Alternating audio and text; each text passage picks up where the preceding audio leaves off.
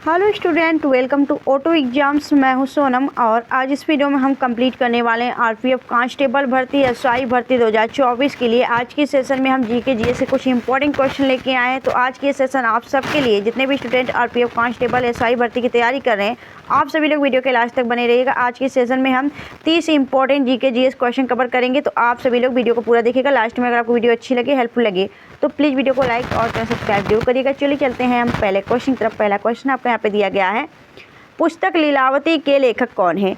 जो लीलावती पुस्तक है, यह आपका गणित और खगोल शास्त्र का एक प्राचीन ग्रंथ है और इस पुस्तक के जो रचयिता हैं वो हो जाते हैं Bhaskaracharya. Option D the right answer. अगर आपसे पूछा जाए कि आर्यभट्ट ने कौन सा पुस्तक लिखा है, तो आर्यभट्ट ने अपनी पुस्तक आर्यभट्टी लिखा है। साथ ही आपका यश गीतिका लिखा है, यह आर्यभट्ट की पुस्तक हो जाती है। वहीं आपसे पूछा जाए जयदेव ने कौन सी पुस्तक की रचना की है, तो जो आपका गीत गोविंद पुस्तक है वह जयदेव ने लिखी है। ठीक है, चलिए नेक्स्ट देखेंगे अगले क्वेश्चन। अगला क्वेश्चन आपका है, निम्नलिखित में से कौन सी नदी एक अंतर्राष्ट्रीय नदी नहीं है? अंतर्राष्ट्रीय नदी इनमें से कौन सी नहीं है? तो राइट आंसर हो जाएगा महानदी जो है यह अंतर्राष्ट्रीय नदी नहीं है, यानी गंगा, ब्रह्मपुत्र और सिंधु यह सभी आपकी एक अंतर्राष्ट्रीय नदी है, लेकिन महानदी यह आपका एक अंतर्राष्ट्रीय नदी नहीं है। Option see the right answer. यहाँ पे हम बात करेंगे महानदी के बारे में, तो महानदी का जो उद्गम है यह छत्तीसगढ़ के धमतरी जिले में स्थित सिहवा पर्वत जो है वहाँ पर्वत श्रेणी से इसका उद्गम माना जाता है। और महानदी जो है, इस पे जो प्रमुख इसकी सहायक नदियां हैं यह आपकी शिवनाथ हो जाती हैं, जोक, हसदेव, मंड, ओंग और तेल, यह सभी आपकी महानदी की सहायक नदी हो जाती हैं। ठीक है, नेक्स्ट देखेंगे हम अगले क्वेश्चन तरफ। अगला क्वेश्चन आपका दिया गया है,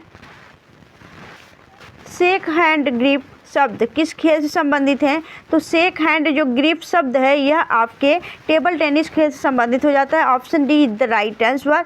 यहाँ पे हम बात करेंगे टेबल टेनिस जो है आपका किस पड़ोसी देश का राष्ट्रीय खेल है, तो याद रखिएगा यह चीन का राष्ट्रीय खेल हो जाता है टेबल टेनिस। ठीक है, टेबल टेनिस के अगर बेहतरीन खिलाड़ी पूछा जाए आपसे, तो एक तो अंचत शरद कमल हो जाते हैं और दूसरे आपके मनिका बत्रा एक फेमस खिलाड़ी हो जाते हैं टेबल टेनिस से संबंधित। नेक्स्ट देखेंगे अगले क्वेश्चन तरफ। अगला क्वेश्चन आपका दिया गया है, तारापुर नाभिकीय ऊर्जा संयंत्र कहाँ स्थित है? तो जो तारापुर नाभिकीय ऊर्जा संयंत्र है यह आपके महाराष्ट्र में स्थित है। आपका option be the right answer. अगर आपसे पूछा जाए गुजरात में कौन सा परमाणु संयंत्र स्थित है, तो गुजरात में आपका काकरापारा ऊर्जा जो आपका काकरापारा परमाणु ऊर्जा संयंत्र स्थित है वह गुजरात के अंदर। राजस्थान के अंदर हो जाता है आपका रावत भाटा परमाणु संयंत्र। ठीक है, याद रखना है। नेक्स्ट देखेंगे अगले क्वेश्चन तरफ। अगला क्वेश्चन आपको यहाँ पे दिया गया है, मांड कहाँ का लोक नृत्य की शैली है? तो जो मांड है यह राजस्थान में किया जाता है या फिर गुजरात या फिर पंजाब। तो मांड जो नृत्य है ना यह आपके कहाँ देखने को मिलेगा? तो राइट आंसर हो जाएगा यह आपके राजस्थान में देखने को मिलेगा। तो राजस्थान आपका राइट आंसर हो जाएगा, यह राजस्थान में नृत्य होता है मांड। ठीक है, अगर वहीं पूछा जाए कि कालबेलिया भी नृत्य आपके राजस्थान में किया जाता है, जिसे यूनेस्को द्वारा किस में कब घोषित किया गया था अमूर्त विरासत के स्थल में? तो याद रखना है यह 2010 में।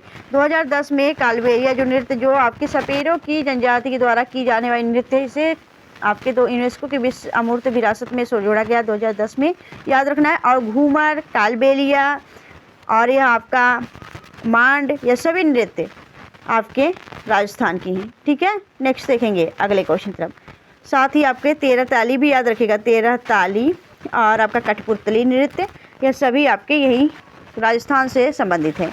नेक्स्ट देखेंगे अगले क्वेश्चन तरफ। अगला क्वेश्चन आपका है, शब्द बटरफ्लाई स्ट्रोक किस खेल से संबंधित है? तो बटरफ्लाई स्ट्रोक जो है यह तैराकी खेल से संबंधित हो जाता है। तैराकी या खेल जो है आपका यानी स्विमिंग। अगर आपसे पूछा जाए कि यह तैराकी खेल से संबंधित जो आपके खिलाड़ी हैं उनका क्या नाम है, तो याद रखिएगा ऋचा मिश्रा। कौन सा? तो ऋचा मिश्रा भी आपके तैराकी खेल से संबंधित हैं। साथ ही श्री हरि नटराज भी आपके तैराकी हैं और साजन प्रकाश यह भी एक तैराकी है। ठीक है, नेक्स्ट देखेंगे अगले क्वेश्चन तरफ। अगला क्वेश्चन आपका है, एसिटिक अम्ल क्या IUPAC नाम क्या है? तो एसिटिक अम्ल का IUPAC नाम पूछा जाता है आपसे, याद रखना है इसका नाम हो जाता है आपका एथेनोइक अम्ल। IUPAC नाम हो जाता है एसिटिक अम्ल का एथेनोइक अम्ल। वहीं एसिटिक अम्ल का फार्मूला क्या होता है? तो CH3OO यहाँ पे याद रखिएगा। CH3COOH यह एसिटिक अम्ल का रासायनिक सूत्र हो जाता है यानी फार्मूला, और इसका IUPAC नाम एथेनोइक अम्ल हो जाता है। ठीक है, यह जो एसिटिक अम्ल है कहाँ पाया जाता है? एसिटिक अम्ल की बात करें तो यह आपके इमली और सिरका में पाया जाता है। ठीक है, नेक्स्ट देखेंगे अगले क्वेश्चन तरफ। अगला क्वेश्चन आपका दिया गया है, शीर्ष ग्रंथि जो पीनियल ग्लैंड है, इसे हम शीर्ष ग्रंथि कहते हैं हिंदी में, यह क्या स्रावित करती है? जो पीनियल ग्लैंड होती है यह मेलाटोनिन हार्मोन्स स्रावित करती है। अगर आपसे पूछा जाए मेलाटोनिन हार्मोन्स किस में सहायक देता है, तो यह नींद लगने में सहायक होती है। जो मेलाटोनिन हार्मोन्स होती है वह रात के मुकाबले दिन में कम स्रावित होती है। सूर्य के प्रकाश के नाते यह दिन में कम निकलती है, रात में ज़्यादा, जिससे हमें नींद लगती है। यह आपके नींद के लिए उत्तरदायी होता है मेलाटोनिन हार्मोन्स। नेक्स्ट देखेंगे अगले क्वेश्चन तरफ। अगला क्वेश्चन आपका दिया गया है, कोशिका में राइबोसोम की खोज किसने की थी? जो कोशिका में आपका राइबोसोम पाया जाता है उसकी जो खोज है वह किसने की थी? तो राइट आंसर हो जाएगा यहाँ पे ऑप्शन जॉर्ज एमिल पैलाडे जो है, इन्होंने राइबोसोम की खोज की थी। वहीं अगर आपसे पूछा जाए जो इवान वस्की है, इन्होंने किसकी खोज की थी? इवान वस्की ने वायरस की खोज की थी तंबाकू की पत्तियों से। मोज़ेक रोग जो था, तंबाकू पत्तियों में मोज़ेक रोग, उसमें वायरस की खोज इवान वस्की ने की थी। और जॉर्ज एमिल पैलाडे ने राइबोसोम की खोज की थी। वहीं अल्बर्ट वान कोलिकर की बात की तो इन्होंने माइटोकॉन्ड्रिया की खोज की है। यह भी आप याद रखिएगा, यह सभी खोज आपसे एग्जाम में पूछे जाते हैं तो इम्पॉर्टेंट है, याद रखिएगा। नेक्स्ट देखेंगे अगले क्वेश्चन तरफ। अगला क्वेश्चन दिया गया है, कॉर्नर किक शब्द का प्रयोग किस खेल में होता है? तो जो कॉर्नर किक शब्द का खेल है ना, वह आपके क्रिकेट यानी फुटबॉल में होता है। ऑप्शन सी आपका राइट है आंसर हो जाएगा। ठीक है, चलिए नेक्स्ट देखेंगे अगले क्वेश्चन तरफ। अगला क्वेश्चन आपका दिया गया है, भगवान गोमतेश्वर की मूर्ति कहाँ पर है? तो भगवान जो गोमतेश्वर की मूर्ति है वह सरोवर बेलगोला कर्नाटक के अंदर पाया जाएगा। Option be the right answer, या दक्षिण कर्नाटक में पाया जाता है गोमतेश्वर की मूर्ति। अगर आपसे पूछा जाए ये गोमतेश्वर कौन थे, तो यह जैन तीर्थ स्थल है, एक माना जाता है आपका। और याद रखना है, यह जो जैन धर्म के पहले तीर्थंकर ऋषभ देव थे, उनके पुत्र कौन थे? तो गोमतेश्वर, जिन्हें हम बाहुबली के नाम से भी जानते हैं। ठीक है, यह आपने याद रखना है। नेक्स्ट देखेंगे अगले क्वेश्चन तरफ। अगला क्वेश्चन दिया गया है, सिद्धि धमाल किस राज्य के सिद्धि समुदाय का एक अनूठा नृत्य है? तो सिद्धि धमाल जो नृत्य है ना, यह कहाँ पे किया जाता है? तो राइट आंसर हो जाएगा, यह आपके गुजरात में किया जाता है सिद्धि धमाल। ठीक है, गुजरात के समुदाय के द्वारा यह किया जाता है, सिद्धि समुदाय के द्वारा सिद्धि धमाल नृत्य। अगर आपसे पूछा जाए कि जो एक धमाल होता है, ठीक है, सिद्धि धमाल नहीं, सिद्धि धमाल तो गुजरात का हो गया। धमाल आपसे पूछा जाए तो यह हरियाणा में किया जाता है। ठीक है, और पश्चिम बंगाल में दुर्गा पूजा आयोजित किया जाता है, उसमें होता है आपका नवरात्रि। नेक्स्ट देखेंगे, यहाँ पे गुजरात के कुछ और नृत्य देख लेते हैं। तो यहाँ पे सिद्धि धमाल के अलावा भवई, हुडो नृत्य, टिप्पाड़ी नृत्य और गरबा डांडिया, ये सभी गुजरात का लोक नृत्य हो जाता है। नेक्स्ट देखेंगे अगले क्वेश्चन तरफ। अगला क्वेश्चन दिया गया है, किस अनुच्छेद में कहा गया है कि सर्वोच्च न्यायालय द्वारा घोषित कानून भारत के सभी अदालतों पर बाध्यकारी है? यानी जो सुप्रीम कोर्ट ने कह दिया वह, उसके आगे कोई भी हाई कोर्ट नहीं बोलेगा। सुप्रीम कोर्ट का जो आपका सुप्रीम कोर्ट का फैसला सभी फैसलों के बराबर हो जाता है।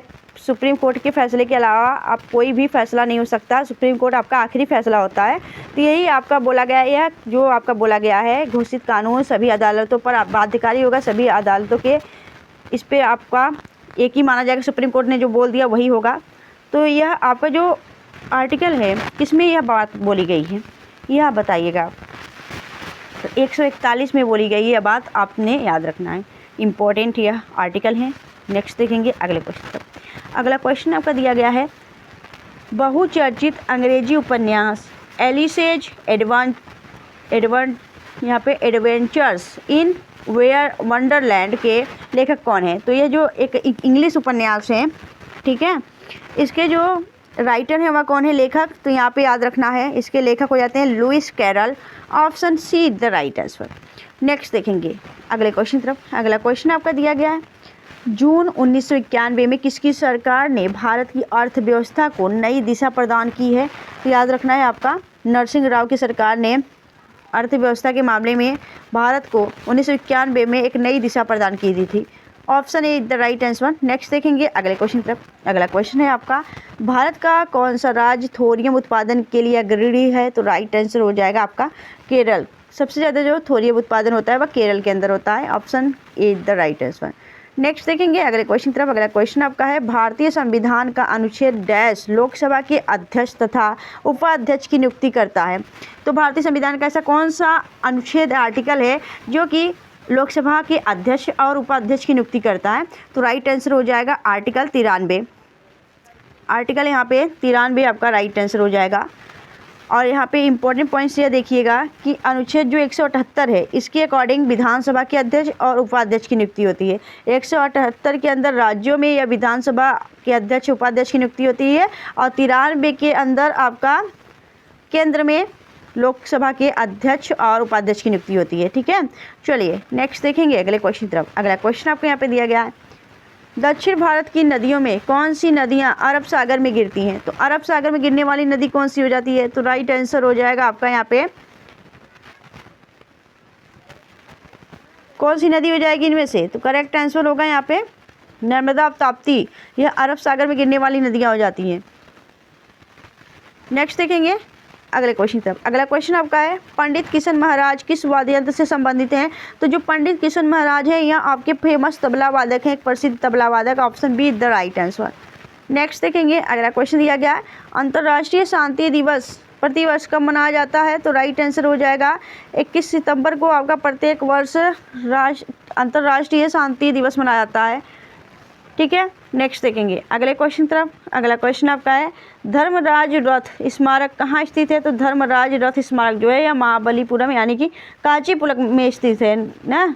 कांचीपुरम आपका राइट आंसर हो जाएगा, जो कि उड़ीसा के अंदर है, न कि महाबलीपुरम में। ठीक है, तो आपका राइट आंसर हो जाएगा महाबलीपुरम के अंदर ही कांचीपुरम पड़ती है उड़ीसा के अंदर। ठीक है, तो धर्मराज जो रथ स्मारक है वह कांचीपुरम में स्थित है। नेक्स्ट देखेंगे अगले क्वेश्चन तरफ। अगला क्वेश्चन आपका है, ब्राज़ील की मुद्रा क्या है? तो ब्राज़ील की राजधानी ब्राज़ीलिया हो जाती है, इसकी मुद्रा ब्राज़ीलियाई रियाल हो जाती है। Option be the right answer.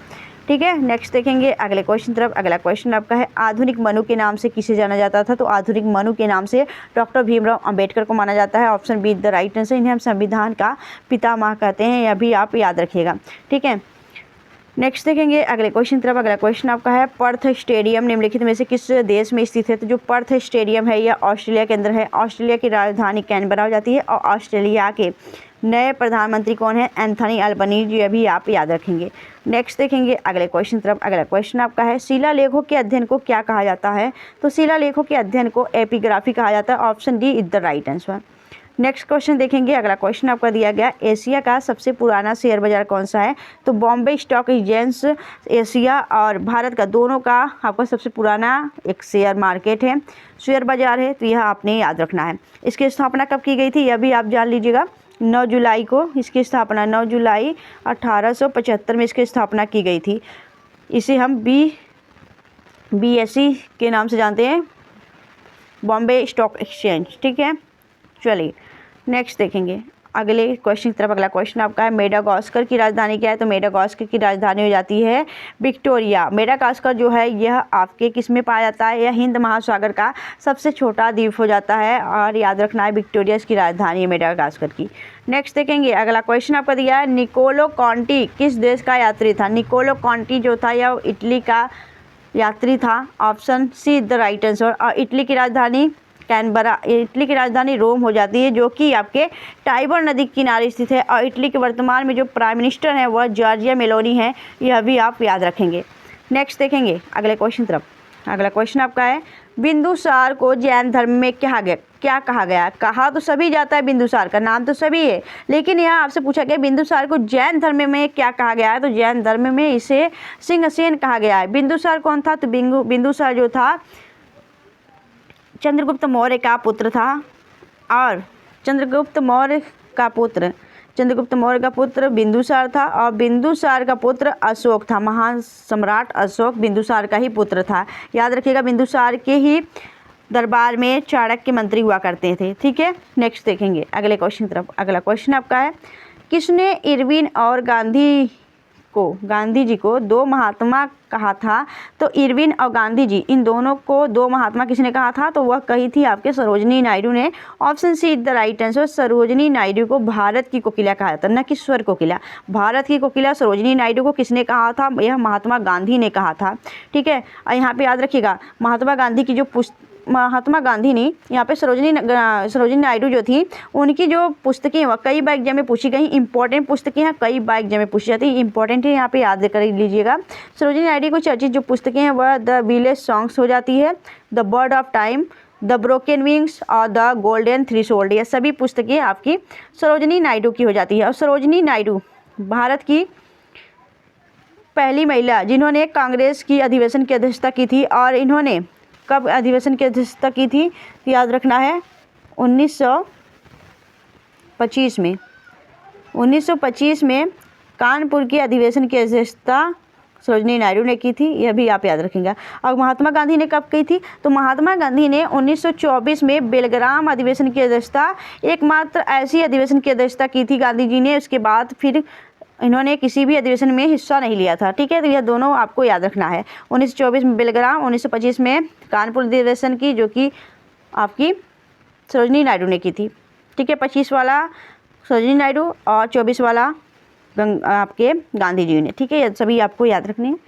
तो दोस्तों यह आज की सेशन आपको कैसी लगी, आप हमें कमेंट सेक्शन में कमेंट की जो बताइएगा। अगर आपको वीडियो अच्छी लगी हो, हेल्पफुल लगी हो, तो प्लीज़ वीडियो को लाइक और चैनल सब्सक्राइब जो करिएगा। मिलेंगे आपसे नेक्स्ट वीडियो में ऐसे ही बेस्ट कंटेंट के साथ। तब तक के लिए bye bye and thanks for watching, keep smiling.